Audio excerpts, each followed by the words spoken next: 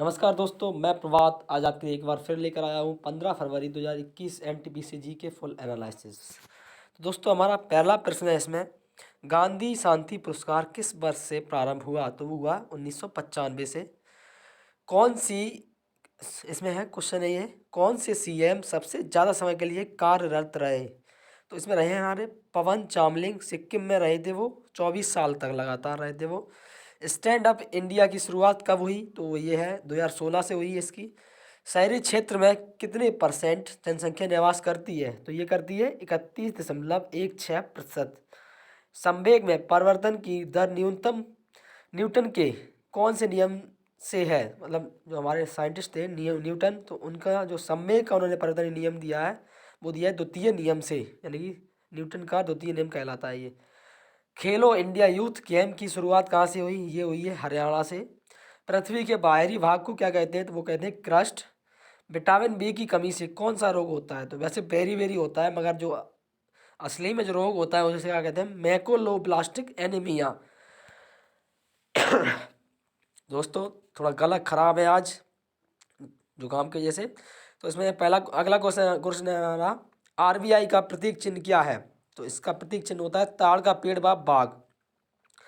बच्चों में drug addict के उन्मूलन के लिए युवाओं में कौन सी संस्था बनाई गई है? तो इसमें बनाई गई है यूनो डीसी, यानी कि UNODC, इसका फुल फॉर्म है United nation office on drug and crime. तो इसमें मैंने ऑर्गेनाइजेशन लिख दिया गलती से, ऑफिस है वो, ठीक है।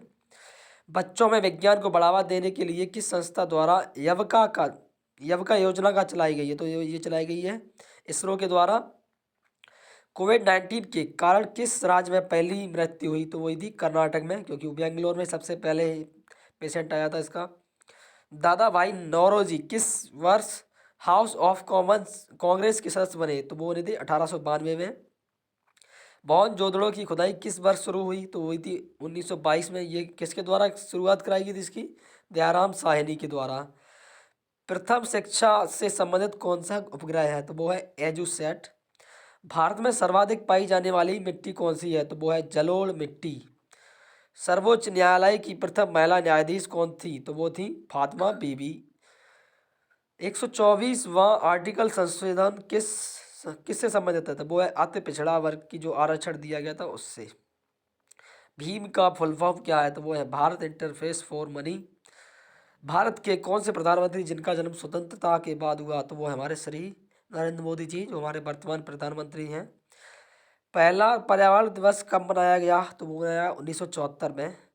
उत्तर प्रदेश सरकार ने गुमराह एवं लापता बच्चों के लिए बचाव के लिए कौन सा ऑपरेशन चलाया? तो वो चलाया है ऑपरेशन मुस्कान।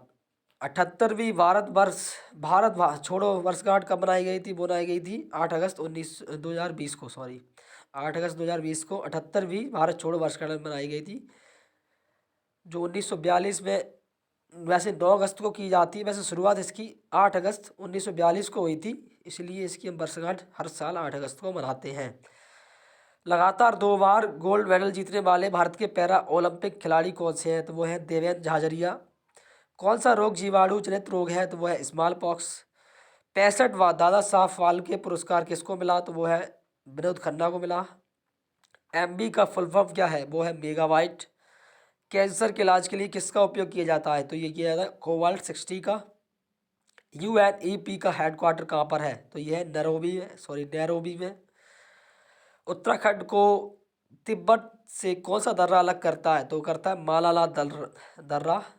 अल बरूनी ने किताब अल हिंद किस भाषा में लिखी? तो वो लिखी है अरेबिक भाषा में।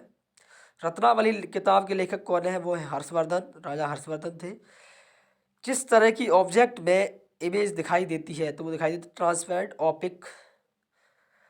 कौन सी मिसाइल एयर टू एयर मार करने वाली मिसाइल है? तो वो है ब्रह्मोस मिसाइल। 2019 में गांधी जी की कौन सी जयंती मनाई गई? तो वो मनाई गई थी 150वीं जयंती। तो दोस्तों please like share and subscribe जरूर करें। धन्यवाद।